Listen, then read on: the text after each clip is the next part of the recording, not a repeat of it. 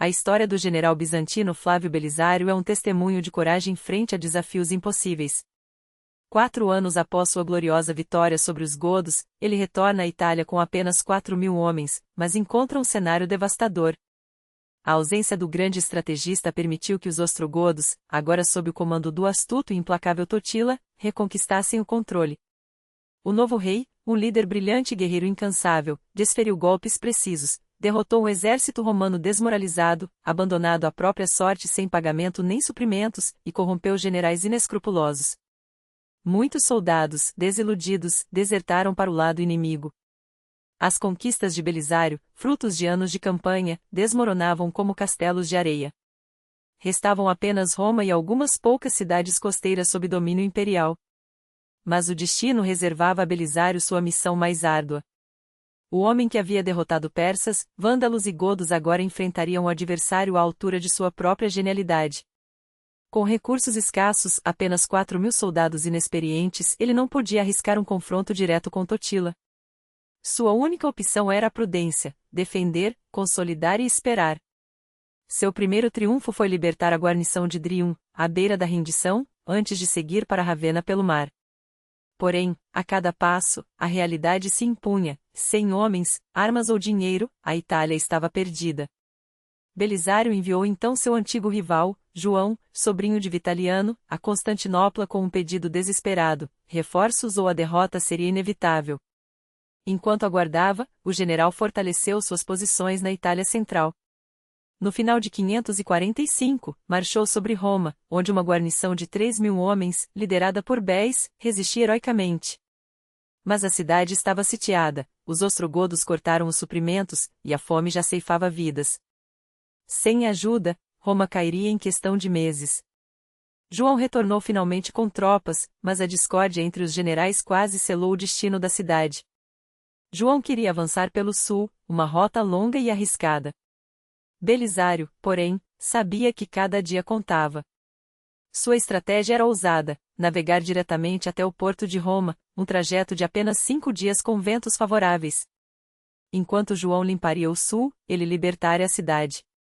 O plano, no entanto, esbarrou na adversidade. Uma tempestade dispersou a frota de Belisário, alertando os godos. Quando finalmente chegou, Totila já estava preparado. Uma ponte fortificada bloqueava o Tibre, guarnecida por torres e soldados. Roma estava a apenas 16 quilômetros, mas o caminho era uma armadilha mortal. Enquanto isso, João, após vencer batalhas no sul, recusou-se a marchar sobre Roma, temendo uma emboscada. Belisário não tinha escolha. Deixou ordens rígidas para que Isaac, seu comandante no porto, não abandonasse a posição. Enviou Béis para distrair os godos com um ataque.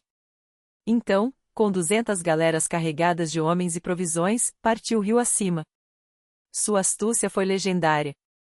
Sabendo a localização exata das torres, ordenou que 2 embarcações transportassem uma estrutura mais alta, cheia de piche e enxofre.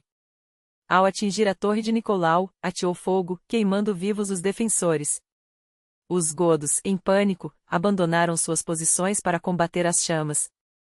A batalha pela ponte foi feroz, mas a guarnição romana não apareceu. Béis, cauteloso, preferira não arriscar seus homens. Belisário, mesmo em desvantagem, estava prestes a vencer quando um mensageiro chegou com notícias devastadoras: Isaac, desobedecendo ordens, havia saído em perseguição aos godos e perdido o porto. O golpe foi duro. Sem sua base segura, Belisário viu seu plano desmoronar.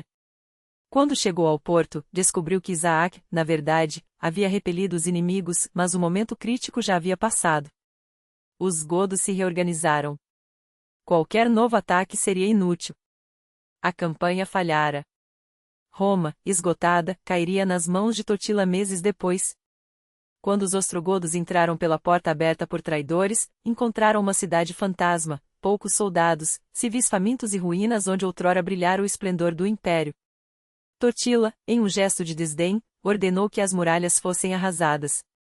Ao saber da notícia, Belisário, o homem que um dia conquistara o impossível, escreveu uma carta amarga ao rei ostrogodo: dentre todas as cidades sob o sol, Roma não merecia este fim.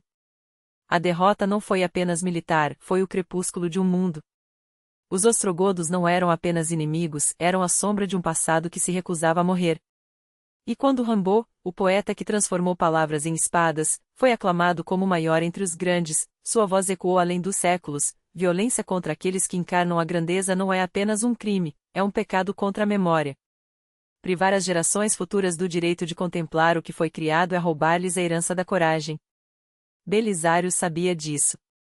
Sabia que, se Roma caísse novamente, não seria apenas pedra sobre pedra, mas o apagamento de um legado que sustentava o mundo. E assim, quando os muros desabaram sob as ordens de Totila, o general que já havia vencido o impossível não se curvou. Em vez disso, recolheu os últimos suspiros da cidade, seus últimos defensores, seus últimos sonhos e partiu para o sul, deixando para trás uma Roma fantasmagórica. João, o último bastião da resistência, se refugiou atrás das ruínas das antigas fortificações. Pouco depois, o sul da Itália voltou a ser território ostrogodo. Procópio, o cronista que viu o império desmoronar, escreveu que a cidade eterna foi abandonada. Todos a abandonaram. Mas não completamente. Sempre há aqueles que resistem, sombras que vagueiam pelos fóruns vazios, ecos que sussurram nas ruas desertas, como se o próprio ar se recusasse a esquecer. Na primavera de 547, Belisário, ainda convalescente de uma doença que quase o levou, retornou a Roma não como conquistador, mas como um homem que se recusa a aceitar o fim. Os rumores de sua chegada alcançaram os ostrogodos antes mesmo que ele cruzasse o Tibre. E quando chegou, não veio como um general cercado por legiões, mas como um caçador que conhece cada armadilha do terreno. Uma emboscada o esperava e ele a desviou com a mesma astúcia que o tornará lendário. Mas não foi a fuga que o definiu. Foi o que viu. Roma não era mais a rainha do mundo. Era um esqueleto de glória, seus muros derrubados, suas portas arrancadas. E no entanto, algo nele se inflamou. Não pela cidade em si, mas pelo que ela representava. Decidiu, Roma seria retomada. Não havia guarnição ostrógoda capaz de detê-lo. Não havia lógica estratégica que justificasse segurar uma cidade vazia por 25 dias. Mas Belisário nunca agira por lógica. Agia por destino. Seus homens trabalharam como possesso, reconstruindo as defesas com as próprias mãos, empilhando pedra sobre pedra enquanto os suprimentos chegavam em um fluxo desesperado. Os romanos que ainda restavam, ouvindo que o último dos grandes havia voltado, emergiram de seus esconderijos. Não eram muitos. Mas eram suficientes. As muralhas foram erguidas novamente não como antes, majestosas, mas como cicatrizes de uma batalha que não terminaria. Não houve tempo para portas novas. Não importava. Eles estavam prontos. Quando os ostrogodos atacaram, encontraram não uma cidade desprotegida, mas uma armadilha. Placas de metal espalhadas pelos subúrbios rasgaram os cascos dos cavalos, quebraram as pernas dos guerreiros. 2 dias de combate brutal se seguiram, com os romanos mantendo suas posições como se o próprio chão os sustentasse. Belisário, ferido mas incansável, sabia que a vitória não viria da defesa, mas do ataque. Quando os godos se prepararam para um novo assalto, ele ordenou o impossível: saírem das muralhas e enfrentá-los em campo aberto. Era loucura. Ou gênio. Os ostrogodos, acostumados a sitiar, não esperavam um exército que os desafiasse frente a frente. E quando a bandeira de Átila, símbolo de um terror que já não existia, foi derrubada, o moral dos invasores desabou. Totila, o rei que jurara apagar Roma, foi forçado a recuar para Tívoli, amaldiçoando o dia em que poupara a cidade. O destino, mais uma vez, havia se voltado contra ele.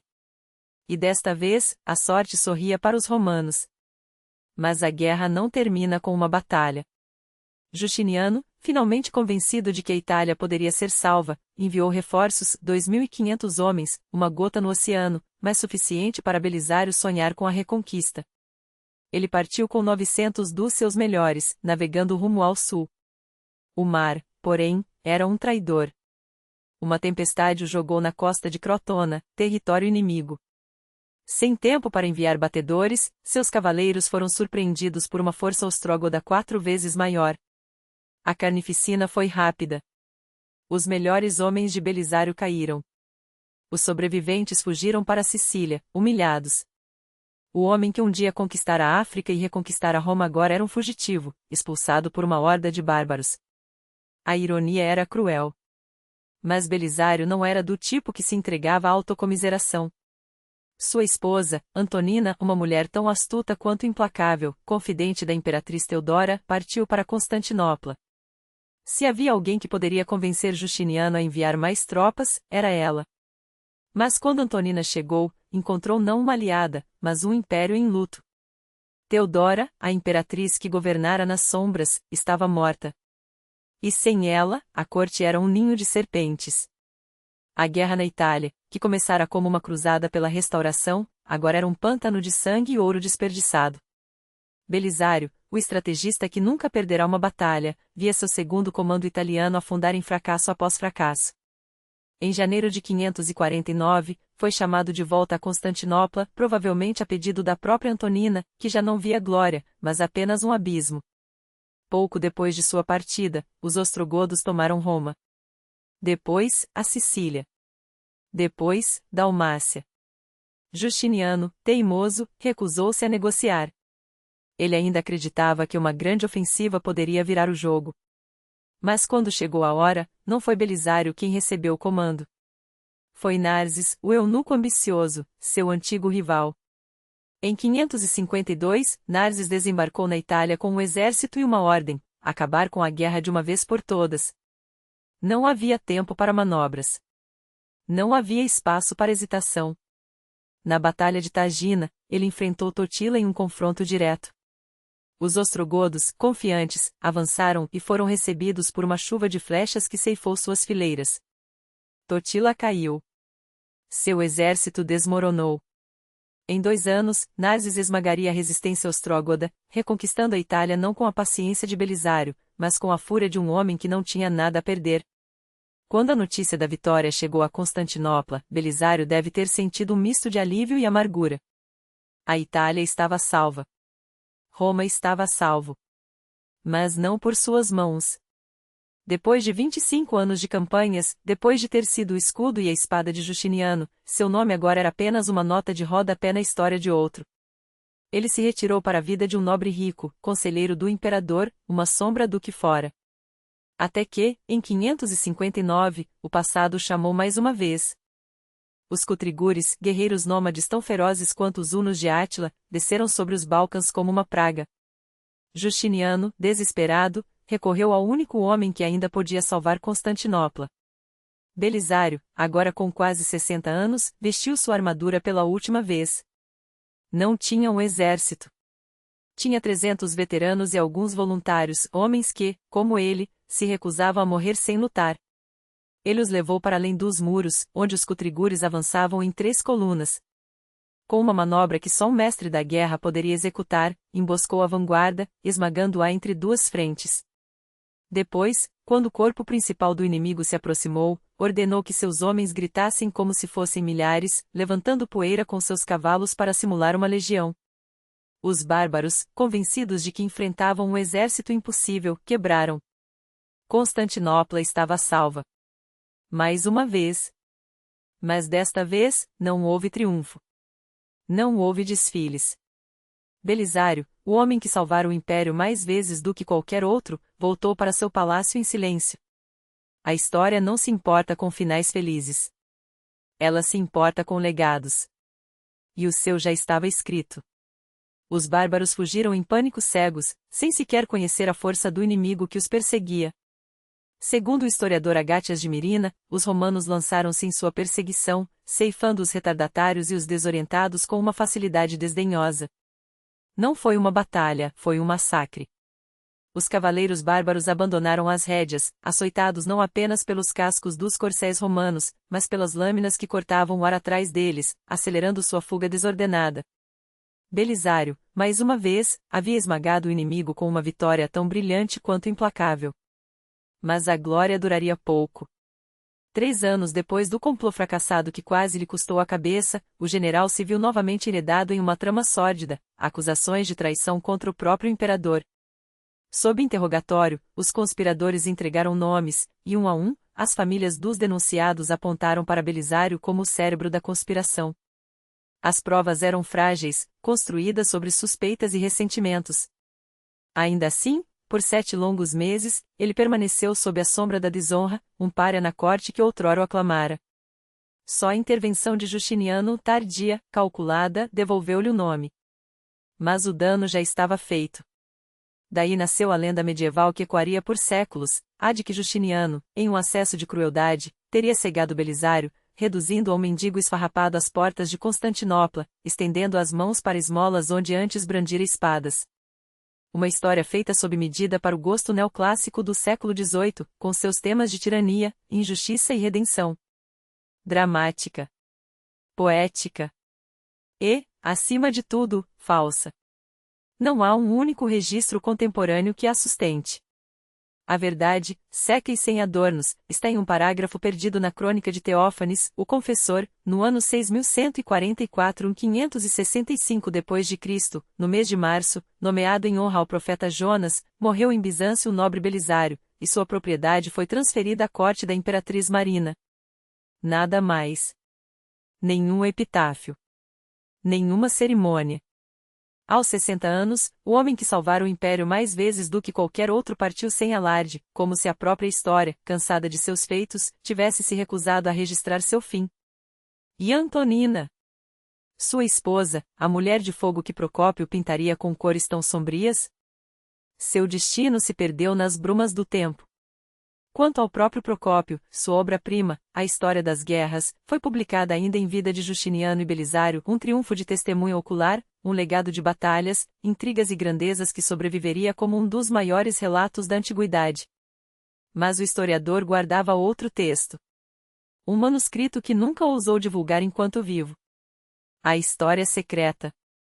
Em seu prefácio, Procópio confessa: até agora, fui obrigado a silenciar sobre muitas coisas. Mas considero meu dever revelar tudo aquilo que, por medo ou conveniência, mantive oculto.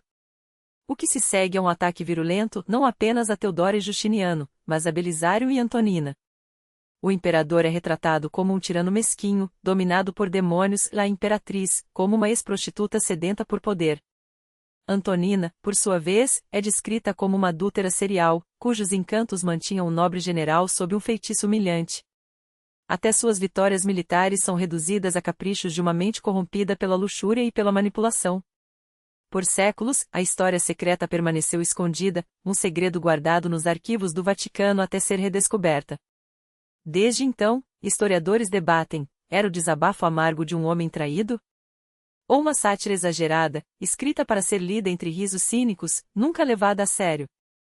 O certo é que Procópio, desiludido com o reinado de Justiniano, seus impostos esmagadores, a influência corrosiva de Teodora, as traições de Antonina, transformou sua pena em arma.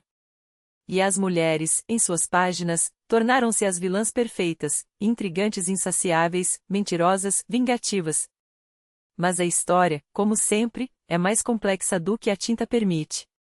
Justiniano morreria 8 meses depois de Belisário, em 565. 38 anos no trono, uma vida de conquistas e contradições. Seu corpo foi depositado em um sarcófago de ouro na Igreja dos Santos Apóstolos, em uma cerimônia tão suntuosa quanto seu reinado for ambicioso. Deixou para trás um império que se estendia das montanhas do Cáucaso às costas da Espanha, dos Alpes ao Atlas. Mas a que custo? Em sangue, em ouro, em sofrimento. E, acima de tudo, em um legado frágil. 3 anos após sua morte, os lombardos invadiriam a Itália, reconquistando grande parte do que ele lutara para submeter.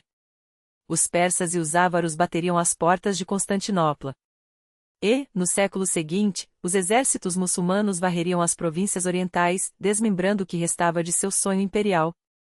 Alguns culparam suas guerras dispendiosas por esgotar o império, deixando-o vulnerável. Outros, porém, apontam para seus sucessores, governantes medíocres, incapazes de sustentar o que um gênio como Justiniano construíra. E Belisário? Ele foi o último dos romanos. Um comandante cuja lealdade nunca vacilou, mesmo quando a gratidão do imperador se mostrou tão volátil quanto as marés do Bósforo. Um tático que desafiou exércitos com manobras ousadas, que conquistava corações tanto quanto territórios. Que salvou Roma não uma, mas várias vezes. Que segurou as rédeas do império em 2 cercos desesperados. Que voltou da África com o exército intacto, quando todos esperavam uma derrota. O império nunca mais veria outro como ele.